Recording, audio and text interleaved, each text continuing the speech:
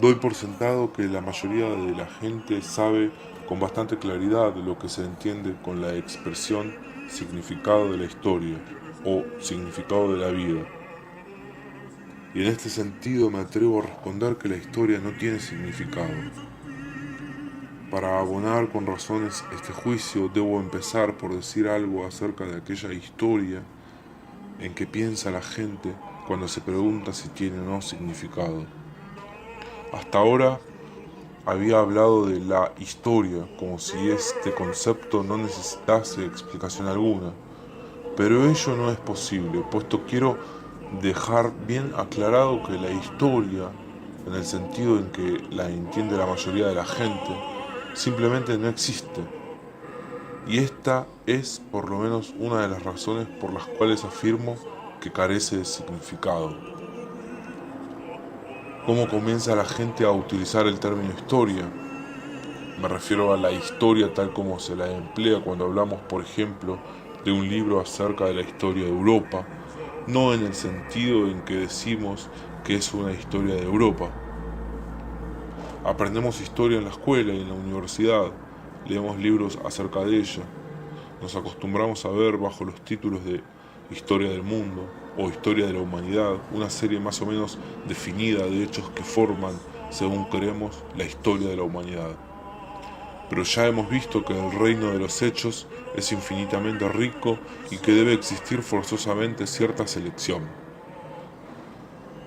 De acuerdo con nuestros intereses podríamos escribir, por ejemplo, una historia del arte, del lenguaje, de los hábitos alimenticios o de la fiebre tifus.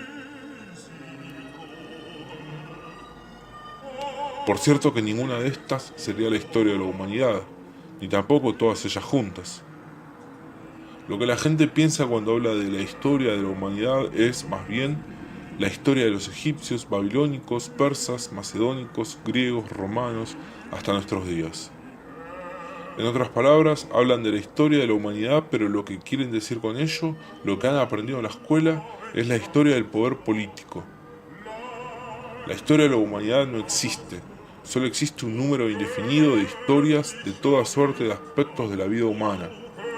Y todo de ellos es la historia del poder político, la cual ha sido elevada a categoría de historia universal.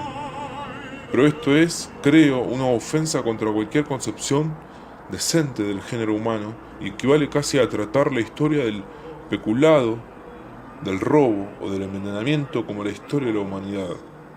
En efecto, la historia del poder político no es sino la historia de la delincuencia internacional y del asesinato en masa, incluyendo sin embargo algunas de las tentativas para suprimirlo. Esta historia se enseña en las escuelas y se exalta a la jerarquía de héroes a algunos de los mayores criminales del género humano. Pero no existe ninguna historia universal que configure realmente una historia concreta del género humano. Lo repetiremos nuevamente. Ello no es posible. Y esta debe ser, creo yo, la respuesta de todo humanitarista, y especialmente de todo cristiano. Una historia concreta de la humanidad, si la hubiera, tendría que ser la historia de todos los hombres. Tendría que ser la historia de todas las esperanzas, luchas y padecimientos humanos. En efecto, no existe ningún hombre más importante que otro. Y evidentemente esta historia concreta no puede escribirse. Debemos hacer abstracciones, debemos eliminar, seleccionar, y con ello llegamos por fuerza a la multiplicidad de historias, y entre ellas aquella historia de la delincuencia internacional y el asesinato en masa que se ha entronizado como historia de la humanidad. Pero ¿por qué ha sido escogida la historia del poder y no, por ejemplo, la de la religión o la de la poesía? Existen varias razones. Una de ellas es que el poder actúa sobre todos y la poesía sobre solo unos pocos. Otra razón es que los hombres se sienten inclinados a reverenciar el poder. Pero no puede caber ninguna duda de que la adoración del poder es uno de los peores tipos de idolatría humana, un resabio del tiempo de las cadenas, de la servidumbre y la esclavitud. La adoración del poder nace del miedo, sentimiento este justamente despreciado. Una tercera razón de que el poder político se haya convertido El médula de la historia es que quienes lo detentaron siempre quisieron ser reverenciados y pudieron convertir sus deseos en órdenes. Infinidad de historiadores escribieron sus tratados bajo la vigilancia de emperadores, generales y tiranos. Sé bien que estas opiniones provocarán una fuerte reacción en muchos sectores, incluyendo quizás el de algunos apologistas del cristianismo, pues si bien no es fácil encontrar en el Nuevo Testamento cosa alguna que lo justifique, se suele considerar como parte del dogma cristiano la tesis de que Dios se revela a sí misma en la historia, de que la historia tiene un significado y de que ese significado es la finalidad de Dios. De este modo se pasa a sostener que el historicismo es un elemento necesario de la religión, pero nosotros no podemos admitirlo. Sostenemos en cambio que una opinión semejante es el producto exclusivo de la idolatría y la superstición, no solo desde el punto de vista racionalista o humanista, sino también desde el propio punto de vista cristiano. ¿Qué hay debajo de ese historicismo teísta siguiendo a Hegel? Considera la historia política como un escenario, o mejor dicho, como un extenso drama shakespeariano, donde los héroes son para el auditorio las grandes personalidades históricas o el género humano en abstracto. Entonces, los espectadores se preguntan: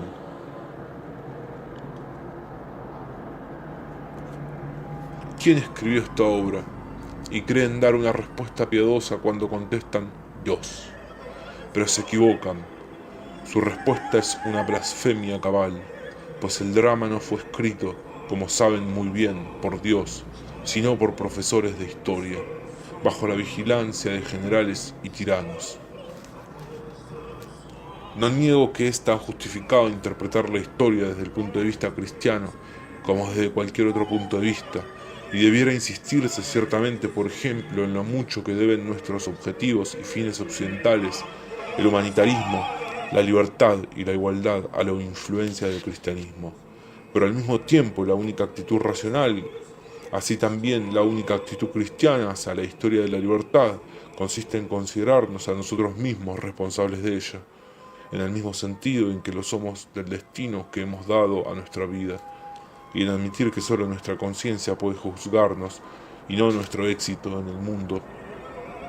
La teoría de que Dios se revela a sí mismo y se descubre su juicio en la historia en nada se diferencia de la teoría de que el éxito mundano es el juez último de nuestros actos.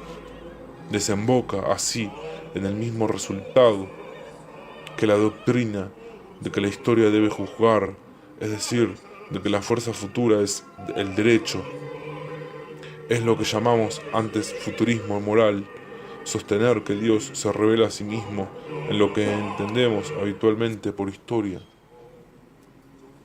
En la historia de la delincuencia internacional y del asesinato en masa es, en verdad, una blasfemia. En efecto, lo que realmente ocurre dentro del reino de las vidas humanas casi nunca es siquiera rozado por ese enfoque cruel y al mismo tiempo pueril. La vida del individuo olvidado, desconocido, sus pesares y alegrías, su padecimiento y su muerte, he ahí el verdadero contenido de la experiencia humana a través de las épocas. Si la historia pudiera contarnos eso, entonces no diría yo, por cierto, que es una blasfemia ver en ella la mano de Dios. Pero no existe ni puede existir una historia semejante, y toda la historia existente, nuestra historia de los grandes y poderosos, es, en el mejor de los casos, una comedia superficial. Es la ópera bufa que interpretada por las fuerzas ocultas detrás de la realidad, comparable a la ópera bufa de Homero con sus fuerzas olímpicas ocultas detrás del escenario del batallar humano. Es lo que uno de nuestros peores instintos, la adoración idólatra del poder, del éxito, nos ha llevado a considerar verdadero. Y hay algunos cristianos que creen ver en esta historia, que ni siquiera ha sido hecha por el hombre, sino tan solo inventada, la mano de Dios, y se atreven a querer comprender y saber lo que Él se propuso cuando le atribuyen sus mezquinas interpretaciones históricas. Muy por el contrario, dice Barth, el teólogo, en su credo, debemos comenzar por admitir que todo lo que queremos saber cuando decimos Dios no lo alcanza o abarca, sino tan solo a uno de nuestros ídolos concebidos y fabricados por nosotros mismos, ya se trate del espíritu, de la naturaleza, del destino o de la idea.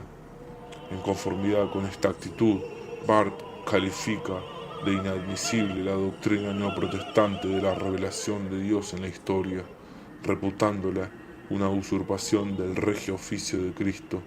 Pero desde el punto de vista cristiano, no solo hay arrogancia detrás de estas tentativas, trátese más específicamente de una actitud anticristiana, pues el cristianismo enseña que el éxito en el mundo no es definitivo.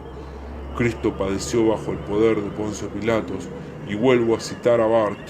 ¿Qué tiene que hacer Poncio Pilatos en el credo? La respuesta es muy simple, es una cuestión de fecha. De este modo, el hombre que tuvo éxito, que representaba el poder histórico de esa época, viene a desempeñar aquí un papel puramente técnico, sirviendo a modo de referencia con respecto a la época en que ocurrieron los hechos y qué hechos fueron estos. Nada tienen que ver con el éxito del poder político ni con la historia. No configuraron siquiera una frustrada revolución nacionalista pacífica en la manera de Gandhi, del pueblo judío contra los conquistadores romanos. Estos hechos no fueron sino los padecimientos de un hombre. Barth insiste en que la palabra padecimiento se refiere a toda la vida de Cristo y no solo a su muerte. Veamos lo que dice al respecto. Jesús padece, por lo tanto no conquista, no triunfa, no tiene éxito. Nada alcanzó su salvo, su crucifixión. Lo mismo podría decirse de su relación con su pueblo y sus discípulos. Mi intención al citar a Barth es demostrar que no es solamente desde mi punto de vista racionalista o humanista que la adoración de los éxitos históricos parece resultar incompatible con el espíritu cristiano. Lo que le importa a este no son las hazañas históricas de los poderosos conquistadores romanos, sino, para usar la frase de Kierkegaard, lo que unos pocos pescadores le dieron al mundo. Y no obstante esto, toda interpretación teísta de la historia procura ver en ella, tal como ha sido registrada, es decir, en la historia del poder y en el éxito histórico, la manifestación de la voluntad de Dios. Probablemente se responderá a este ataque contra la doctrina de la revelación de Dios en la historia, que es el éxito de su éxito después de su muerte, el medio por el cual la infortunada vida de Cristo en la tierra se reveló finalmente a los hombres como la mayor victoria espiritual, que fue el éxito, los frutos de su enseñanza, los que la demostraron y justificaron, y mediante los cuales llegó a verificarse la profecía de que los últimos serán los primeros. En verificarse la profecía de que los últimos serán los primeros, en otras palabras, que fue el éxito histórico de la Iglesia cristiana, el medio a través del cual se manifestó la voluntad de Dios. Pero es esta una tácita defensiva sumamente peligrosa. Sus consecuencias de que el éxito terreno de la Iglesia constituye un argumento en favor del cristianismo revela claramente su falta de fe. Los primeros cristianos no tuvieron ningún estímulo de este tipo. Ellos creían que la conciencia debía juzgar al poder y no a la inversa. Quienes sostienen que la historia del éxito de las enseñanzas cristianas revela la voluntad de Dios, debiera preguntarse si este éxito fue realmente un éxito del espíritu del cristianismo, y si este espíritu no habrá triunfado más bien en la época en que la Iglesia era perseguida y no precisamente cuando alcanzó su mayor hegemonía. ¿Qué iglesia asimiló este espíritu con la mayor pureza, la de los mártires o la victoriosa iglesia de la Inquisición? Pareciera haber una cantidad de gente dispuesta a admitir gran parte de esto, ya que insisten en que el mensaje del cristianismo está dirigido a los débiles, pero creen todavía que se trata de un mensaje historicista. Un destacado representante de esta concepción, McMurray, quien en su obra The Clue to Story, la clave de la historia, encuentra la esencia de la prédica cristiana en la profecía histórica y ve en Cristo el descubridor de una ley dialéctica de la naturaleza humana. McMurray sostiene que, de acuerdo con esta ley, la historia política debe producir inevitablemente la República Socialista del mundo. No es posible transgredir la ley fundamental de la naturaleza humana. Son las manos quienes han de heredar la tierra. Pero este historicismo, con su reemplazo de la esperanza por la certeza, debe conducir a un futurismo moral. No es posible transgredir la ley. De este modo podemos estar seguros, sobre una base psicológica, de que hagamos lo que hagamos, el resultado será el mismo. De que hasta el fascismo debe conducir, en última instancia, a la República Socialista. De que el resultado final no depende de nuestras decisiones morales, y de que no tenemos por qué preocuparnos por nuestras responsabilidades, si se nos dice que podemos tener la certeza, por razones científicas, de que los últimos serán los primeros. ¿Qué es esto sino la sustitución de la conciencia por la profecía histórica? ¿Nos acerca acaso peligrosamente esta teoría, por cierto que contra la intención de su autor, a la recomendación: sé prudente y sigue al pie de la letra lo que dijo el fundador del cristianismo, pues fue un gran psicólogo de la naturaleza humana y un gran profeta de la historia? Trépate pronto al vagón de los débiles, pues de acuerdo con las inexorables leyes científicas de la naturaleza humana, esta es la mejor manera de llegar primero, etc. Una clave semejante de la historia entraña la adoración del éxito. Significa que los débiles están justificados, puesto que finalmente habrán de vencer.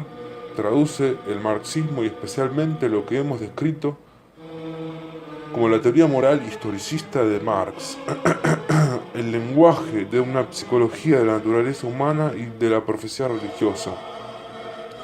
Es una interpretación que va la mayor conquista del cristianismo, según se deduce en el hecho de que su fundador fue un precursor de Hegel, un ser reconocidamente superior. No debe interpretarse erróneamente mi insistencia en que no debe abordarse el éxito, en que no puede ser nuestro juez, y en que no debemos dejar que nos deslumbre, ni en particular mis tentativas de demostrar que con esa actitud coincido plenamente con lo que considero la verdadera enseñanza del cristianismo. Cuanto llevamos dicho no obedece al propósito de defender la actitud extrema mundana que criticamos en el capítulo anterior. Si el cristianismo es o no extramundano no lo sé, pero su prédica nos dice ciertamente que la única manera de demostrar la propia fe consiste en prestar ayuda mundana práctica a aquellas y a aquellos que la necesitan, y es por cierto posible combinar una actitud de la mayor reserva y aún de desdén hacia el éxito mundano en el sentido del poder, la gloria y la riqueza, con la tentativa de hacer lo mejor que podamos en este mundo, promoviendo los fines que se haya decidido adoptar con el claro propósito de hacerlos triunfar, no buscando el éxito o la justificación históricos, sino por ellos mismos. Puede hallarse una vigorosa defensa de estas ideas y especialmente de la incompatibilidad del historicismo con el cristianismo en la crítica que hace Kierkegaard de Hegel. Si bien el filósofo danés nunca se liberó completamente de la tradición hegeliana en que fue educado, no creo que haya habido otro que reconociese con mayor claridad lo que significaba el historicismo de Hegel. Hubo filósofos, expresaba Kierkegaard, que trataron con anterioridad a Hegel de explicar la historia, y la providencia no podía sino sonreír al ver estas tentativas, pero nunca se rió abiertamente, pues había en ellas una sinceridad humana y honesta. Pero Hegel, aquí necesitaría la palabra de Homero. Cómo atronaron los dioses con su risa. Este pequeño, horrendo profesor ha comprendido simplemente la necesidad de cada una y todas las cosas que existen y ejecuta ahora la melodía total en su organillo. Escuchad, dioses del Olimpo. Y Kierkegaard prosigue refiriéndose al ataque del ateo Schopenhauer contra Hegel, el apologista cristiano. La lectura de Schopenhauer me ha proporcionado más placer que el que pueden expresar las palabras. Lo que dice es la perfecta verdad y además se acepta bien, a los alemanes, pues se muestran tan rudo como solo un alemán puede serlo. Pero las expresiones de Kierkegaard son casi tan cortantes como las de Schopenhauer, pues continúa diciendo que el hegelianismo, al que llama este brillante espíritu de la podredumbre, es la más repugnante de todas las formas de licencia, y habla también de su mojo de pompa, de su voluptuosidad intelectual y de su infame esplendor de corrupción.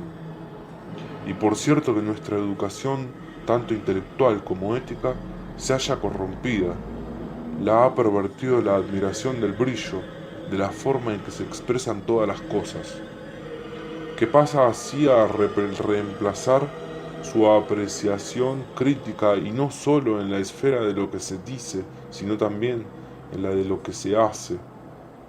La pervierte la idea romántica del esplendor, del escenario, de la historia, sobre el cual reinterpretamos nuestro papel. Se nos educa para actuar con el pensamiento puesto en los espectadores.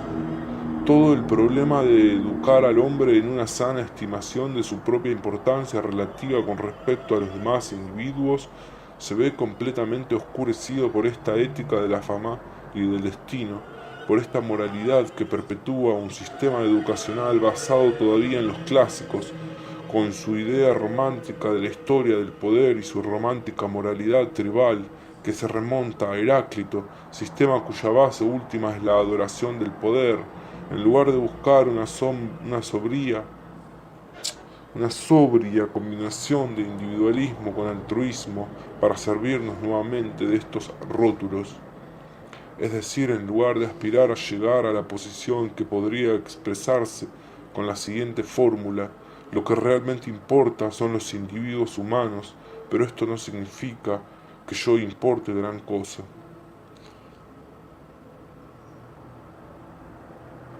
Se persigue una combinación romántica de egoísmo y colectivismo.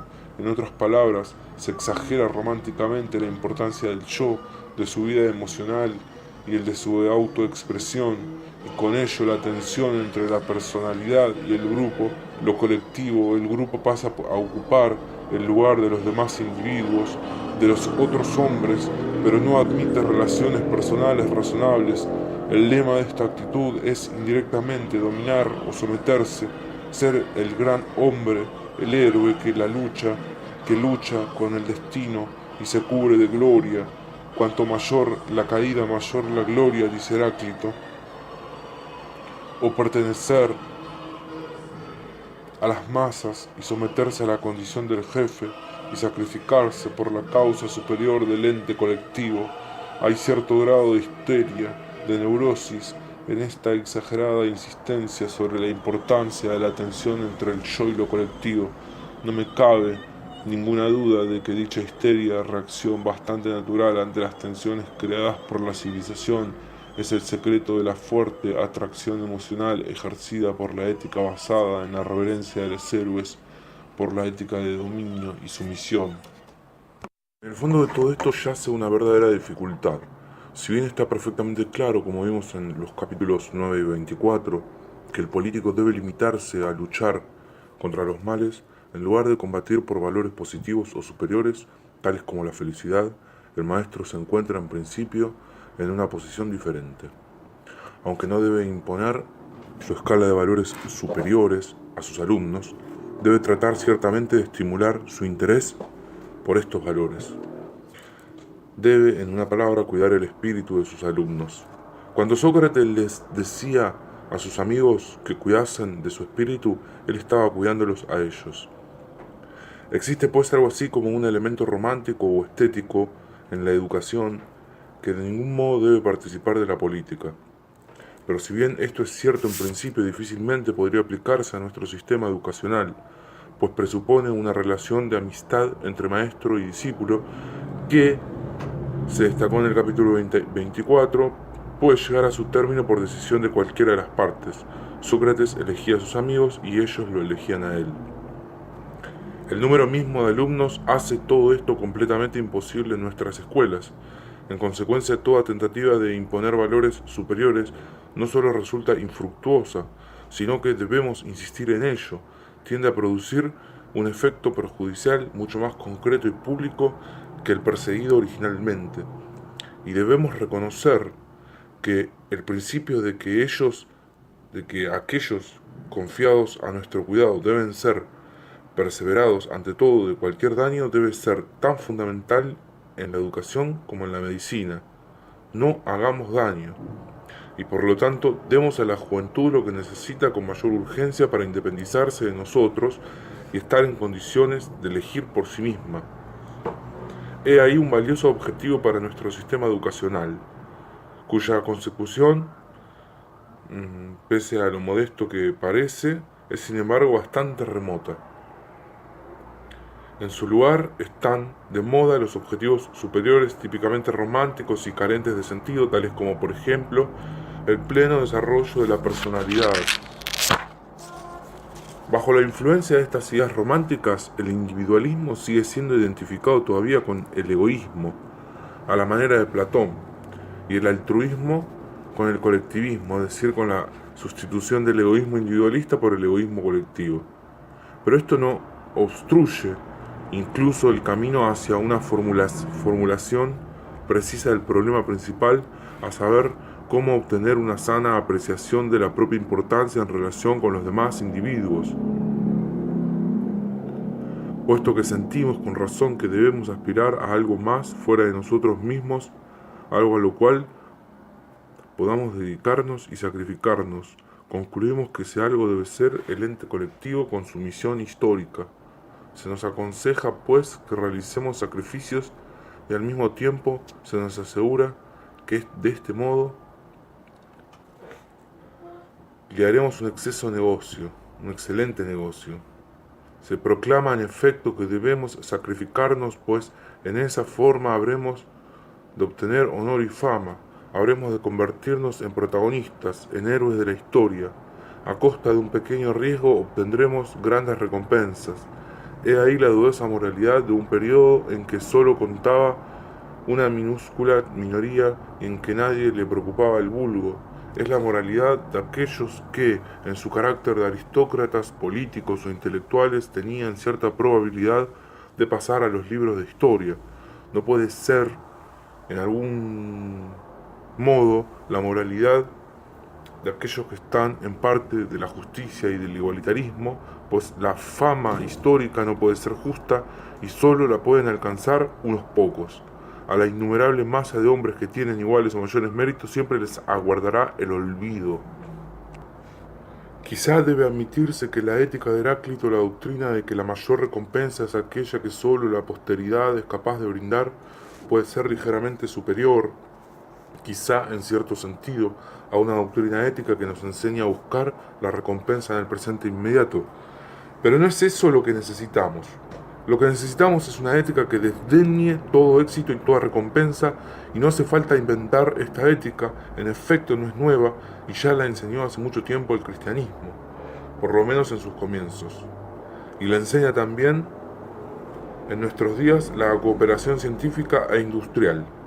Afortunadamente la romántica moralidad historicista de la trama parece hallarse en decadencia, así lo demuestra en todo caso el soldado desconocido. Comenzamos a comprender por fin qué sacrificio puede significar tanto o más aún cuando se lo hace anónimamente, y nuestra educación ética debe basarse en este conocimiento. Se nos debe enseñar a hacer nuestro trabajo, a sacrificarnos por él y a no encontrar halago en la alabanza o en la ausencia de culpa. El hecho de que todos necesitemos algo de estímulo, esperanzas, lisonjas y aún de culpas es otra cuestión completamente distinta. Debemos encontrarnos justificados por nuestra tarea, por lo que nosotros mismos hacemos y no por un ficticio significado de la historia.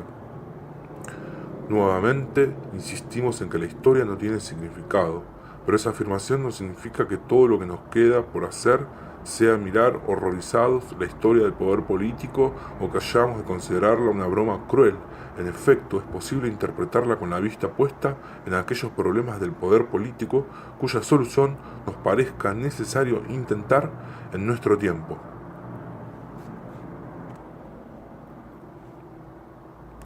Es posible interpretar la historia del poder político desde el punto de vista de nuestra lucha por la sociedad abierta, por la primacía de la razón, de la justicia, de la libertad, de la igualdad y por el control de la delincuencia internacional. Si bien la historia carece de fines, podemos imponérselos. Y si bien la historia no tiene significado, nosotros podemos dárselo. Nuevamente tocamos aquí el problema de la naturaleza y la convención. Si la naturaleza ni la historia si ni la naturaleza ni la historia pueden decirnos lo que debemos hacer.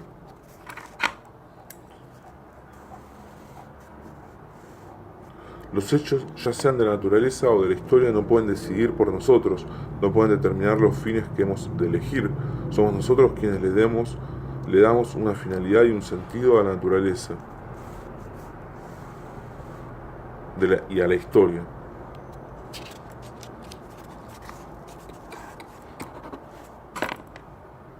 Los hombres no son iguales, pero a nosotros nos concierne la decisión de luchar por derechos iguales.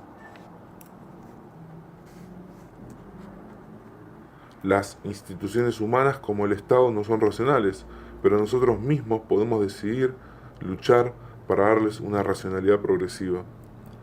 Nosotros mismos y nuestro lenguaje ordinario somos, en conjunto, más sentimentales que racionales, pero podemos tratar de ganar en racionalidad y podemos acostumbrarnos a utilizar nuestro lenguaje como un instrumento no de autoexpresión, como dirían nuestros románticos educadores, sino de comunicación racional. La historia misma, me refiero a la historia del poder político, por supuesto, no a la inexistente narración del desarrollo de la humanidad, no tiene ninguna finalidad ni significado, pero podemos decidir dotarla de ambos, pues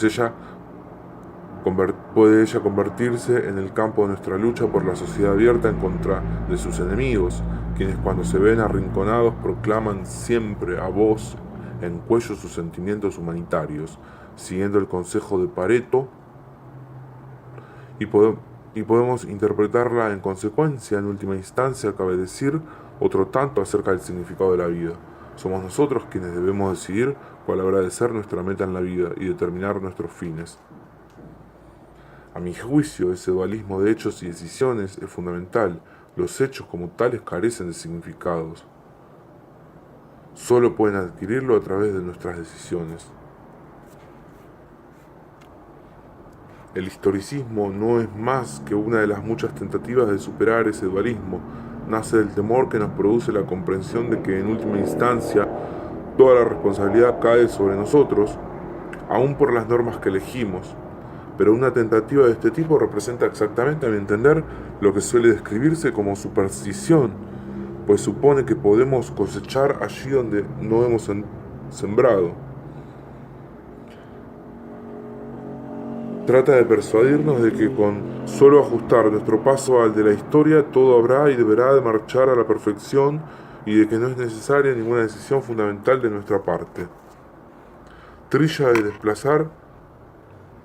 de desplazar nuestra responsabilidad hacia la historia y de este modo hacia el juego de las fuerzas demoníacas que se mueven detrás de nosotros.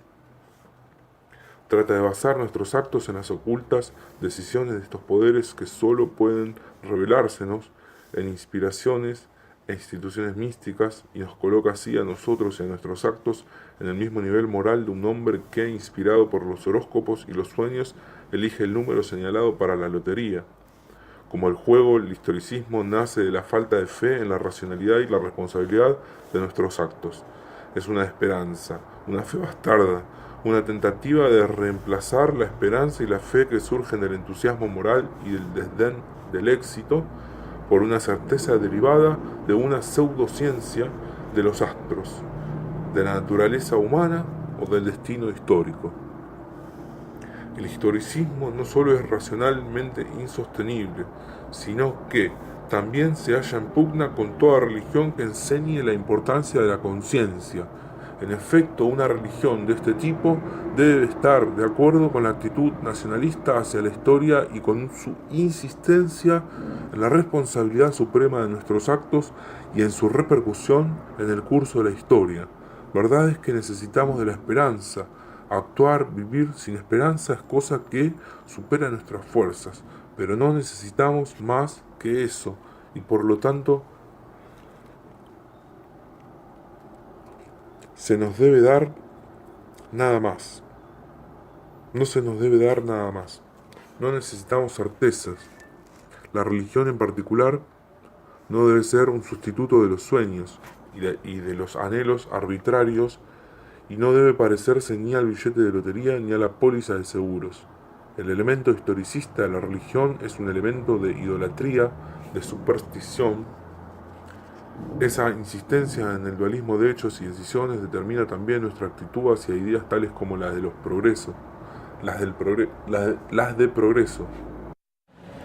Si pensamos que la historia progresa o que debemos progresar, cometemos entonces el mismo error que quienes creen que la historia tiene un significado que solo resta descubrir y que no es necesario darle, pues progresar es avanzar hacia un fin determinado, hacia un fin que existe para nosotros en nuestro carácter de seres humanos.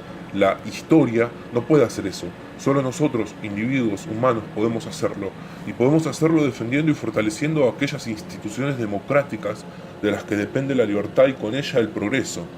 Y lo haremos mucho mejor a medida que nos vayamos tornando conscientes del hecho de que el progreso reside en nosotros, en nuestro desvelo, en nuestros esfuerzos, en la claridad con que concibamos nuestros fines y en el realismo con que los hayamos elegido. En lugar de posar como profetas, debemos convertirnos en forjadores de nuestro destino. Debemos aprender a hacer las cosas lo mejor posible y a descubrir nuestros errores. Y una vez que hayamos desechado la idea de que la historia del poder es nuestro juez, una vez que hayamos dejado de preocuparnos por la cuestión de la historia, de él, la historia habrá o no de justificarnos. Entonces quizá algún día logremos controlar el poder. De esta manera podremos a nuestro turno llegar a justificar a la historia, y por cierto que necesita seriamente esa justificación.